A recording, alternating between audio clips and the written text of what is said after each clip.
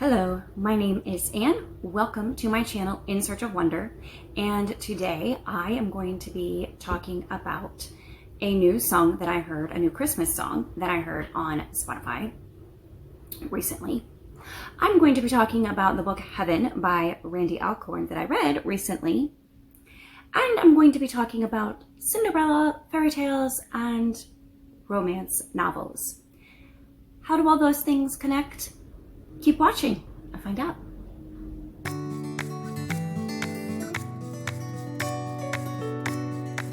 I heard a song by Phil Wickham on the radio, well, Spotify. I don't listen to the radio. I actually have always hated listening to the radio, but that is a side note. Anyways, Spotify, which I love. I heard Phil Wickham singing his newest Christmas song, Manger, and I loved the lyrics so much. And don't worry, I'm not going to sing it for you today. I have to learn it first. Don't really know how it goes. But anyways, listen to the lyrics on the first verse. You could have stepped into creation with fire for all to see, brought every tribe and nation to their knees, arriving with the host of heaven in royal robe and crown, the rulers of the earth all bowing down. But you chose meekness over majesty, wrapped your power in humanity. Talking obviously about Jesus and his first coming to earth as a baby in a manger. In my last video, I talked about the song, which dovetails very nicely with this, so I'll link it below if you haven't seen it yet, about the old hymn, Come Thou Long Expected Jesus, which speaks of him in the song as being born a king. And Charles Spurgeon preached about that, about how Jesus was born a king. And the Israelites expected their Messiah to come as a conquering king, because indeed that is how he had been prophesied for many years by all of their prophets. That's what they saw. But they were looking ahead to those prophecies, were looking ahead to Jesus' second coming and his final vanquishing of all of his enemies on earth. But like any good, well-told story, this one has some plot twists that they didn't see coming. And the biggest plot twist being Jesus coming to earth as a human, as a humble human, the humblest of humans, poor and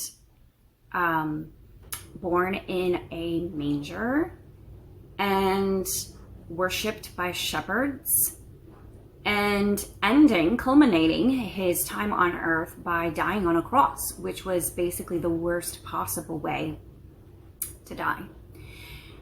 So yeah, that was a plot twist that the Israelites did not see coming in all of their reading and understanding of the prophecies.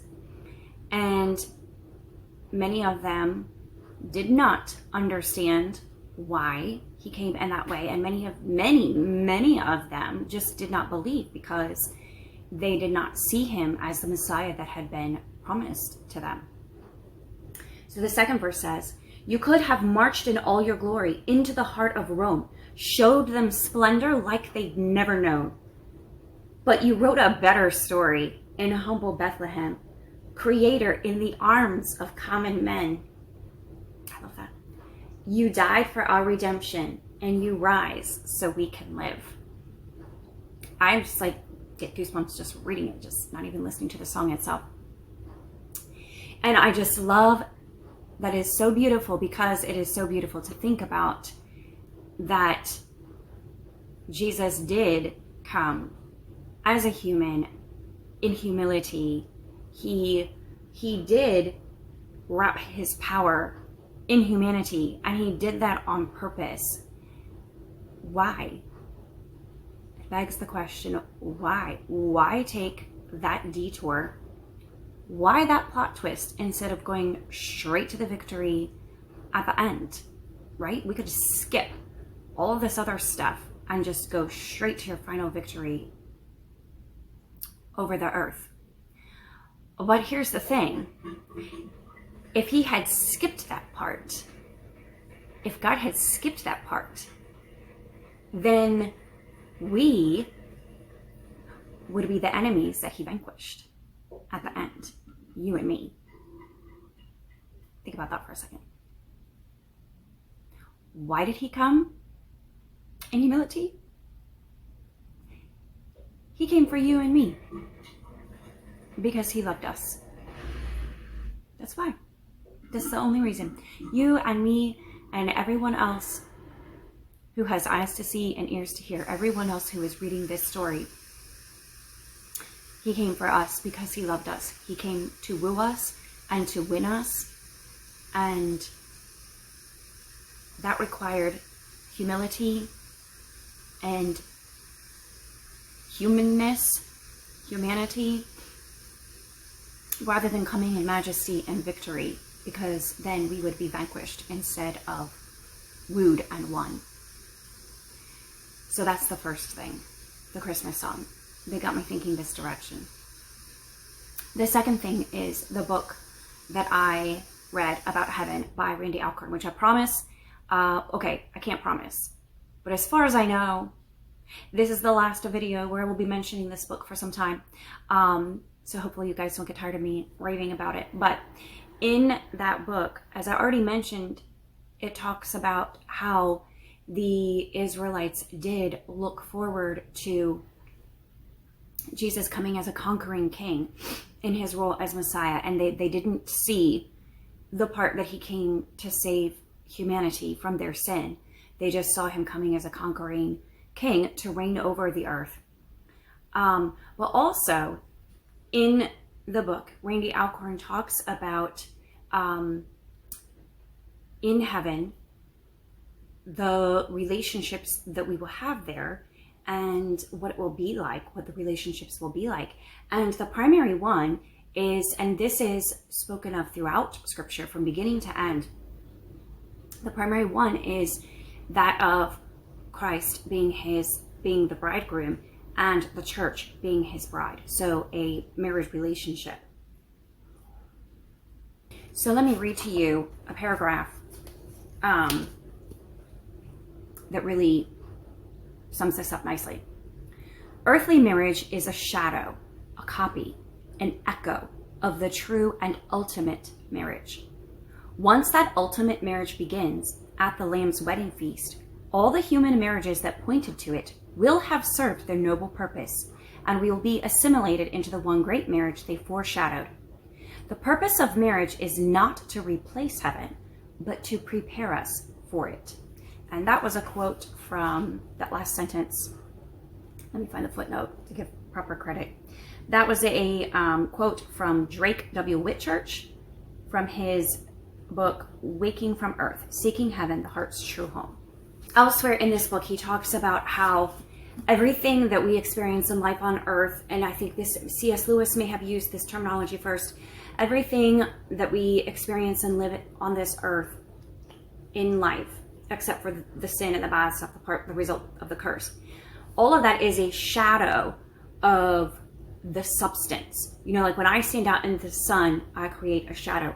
I am the substance. The shadow is just kind of like a reflection or an echo or an image. And so life on earth is like that. Our current life, our temporary life is like that. It's a shadow of the real life and the real deal that will happen in eternity in heaven with God. And so marriage is one of those things. It is an echo of the one true marriage, so to speak. It's a picture of a shadow of what it will really be like. And that's really hard for us to understand, but the Bible speaks of it over and over and over again. And that is why marriage is so sacred to God, and why morality as regarding marriage and physical intimacy is so important to God, because of what it represents. So it's a beautiful picture of that.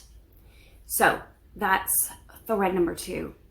And that leads me to the 3rd/4th thread here in these ideas that I'm weaving together. And that is the story of Cinderella. So when the live action, so it is called, version of Cinderella, like, you know, with real people, not animated, came out, however many years ago that was. And I watched it.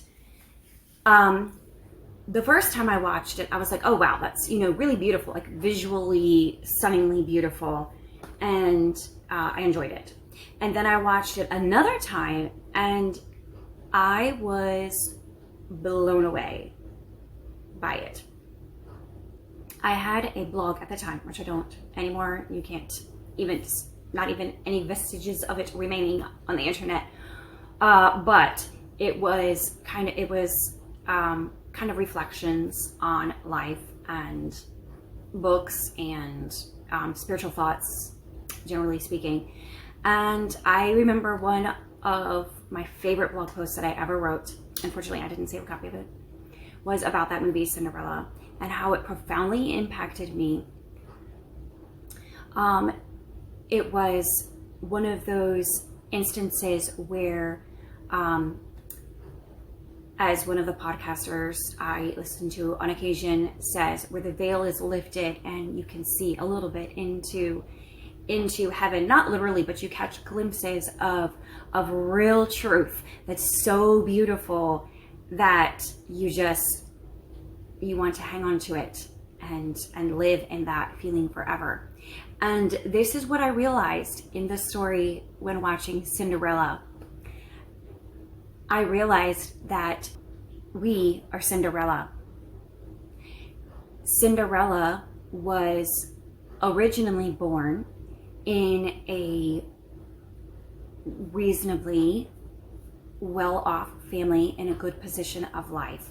But due to various things happening that were not her fault, that's where maybe, the analogy gets derailed a little bit, but she ends up sinking to a much humbler situation where she is forced to lie among the cinders on the hearth, and she is forced to be servant to her evil stepmother and stepsisters. And that is a picture of us, fallen from our original estate and living in our sin and forced to serve a master. Most of us choose the earthly master of Satan in the guise of ourselves. But God is always there, ready and willing for us. And as Jesus said in Matthew, I believe, his yoke is easy and his burden is light, right? But Cinderella was sleeping in the cinders, forced to serve her evil family. And then she meets the prince. And the prince loves her and chases after her, searches for her to find her and woo her and bring him back to the castle where they live happily ever after. So if you are a believer, I'm sure you can see that. But it wasn't until I was in my 30s and I'd heard the Cinderella story many times. It was the second time I watched the movie when the metaphors for the first time just hit me smack in the face. And I was blown away by how beautiful it is. We are Cinderella and Jesus is the prince, saving us out of our sin and our servitude and our slavery and bringing us to live forever in his castle, happily ever after with him. And I think every fairy tale, if you pay attention to it, lifts a little bit of that veil and shows you a little bit of that story. So you can probably guess where I'm heading now with that. And all of that leads me to my defense, if you will, of romance. Because I find that many people say that they don't like romance, or they prefer not to have romance, or they want to read books and stories without any romance in them. And I have a couple of thoughts about that. First of all, if you're talking about romance as a genre and going to the bookstore, like I think of every used bookstore I've ever been to has like a shelf for all of the hundreds of romance novels. Little paperback novels, mass market paperbacks, you know, shoved in there. And 95% of those are not worth the time of reading. Because as humans, we have a tendency to pervert what is true and good and beautiful. I make it something ugly and not at all what God was intending. So if you're talking about that, yeah, 95% of that is not even worth reading, not even worth your time. But my other thought on the flip side of that is, think of your favorite novel. Think of the classic novels that have stood the test of time, that you're not going to find in the romance section of the bookstore. But just think about them for a second. And what is featured front and center in most of those stories in one way or another? I'll give you a second. A romance. There's a romance in there. There is a man and a woman, or a boy and a girl, falling in love in almost all the stories. Or there is a marriage relationship that is featured that is dealing with love and falling in love and loving one another, and the right and wrong ways to love one another, how we love each other well as humans or how we fail to love each other well as humans. All of the classic novels, Anna Karenina, Little Women, Les Miserables. I just recently read Silas Marner, Little Dorrit by Charles Dickens, I read recently. Even 1984 dystopian literature. I just read a book by Susie Finkbeiner last night that would not be considered a romance. It would probably be shelved as women's literature or women's fiction, but definitely had romance threads in that story also. Even children's stories have like hints of it, like Secret Garden, for example. There's the uncle and his wife who passed away. There's a beautiful, tragic love story there where she's gone and he's looking back and longing for wanting what he had had with her. Even Anne of Green Gables, it starts out very platonically in the first novel, but you can already see the future of what is going to happen between her and Gilbert Blythe in the very first story.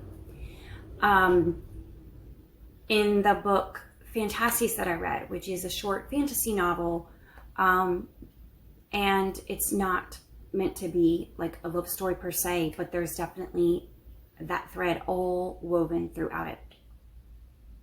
I am sure you could come up with examples that don't have a romance in them, but they are the exception to the rule, in my experience.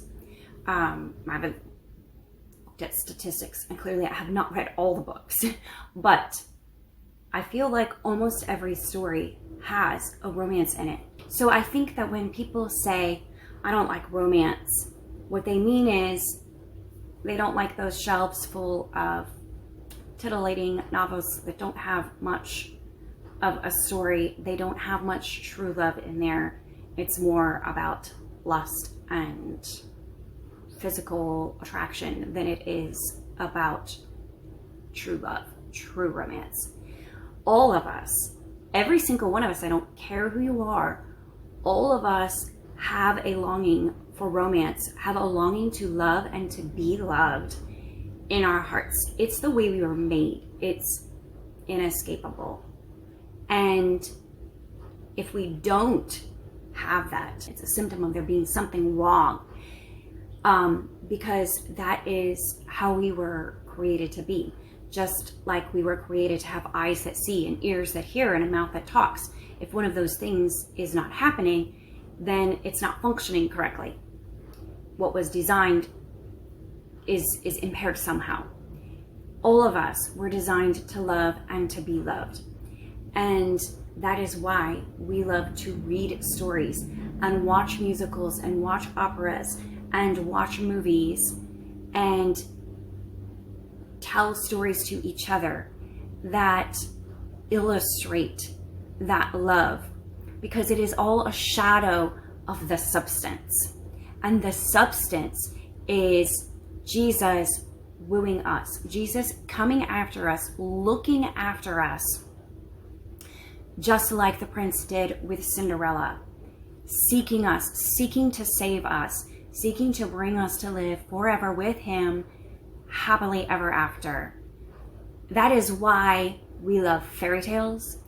That is why there's a whole genre of millionaire stories or royal wedding stories. That's why, because we are all longing at some level in our hearts for that future day that is coming. And we may not recognize it or understand it, sometimes because we have a way of perverting and twisting it into the wrong thing. We can look down on it and say, oh, that's a fleshly desire, or that's a lowbrow, or that's a lesser part of my nature. No, it's what God made us for. He made us to love and be loved, and he made us for him to love us and for him to demonstrate his love for us in the most sacrificial way, just so we can really understand how much he loves us. So you and I, we're Cinderella. Jesus, he is the prince. And that's why you love love stories. So read the love stories. Don't be afraid of them. Don't look down on them. Don't think of them as something less than. Like I said, there are perversions out there, obviously. I'm not suggesting that we go, try to satisfy physical longings. I'm talking about the stories that speak to our heart and to our soul about the love that Jesus has for us. So those are all how all of those things became related in my mind together. Those are my thoughts about romance and love in stories. And let me know your thoughts in the comments. Do you agree? Do you disagree? Have you ever thought of it in this way? Do you like a good love story? Thank you for sticking with me this far.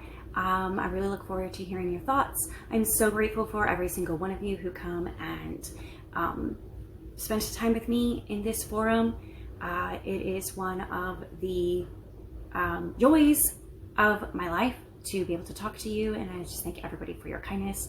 And I hope that you all have a wonderful Christmas season and rejoicing in the fact that Jesus came for you. Bye.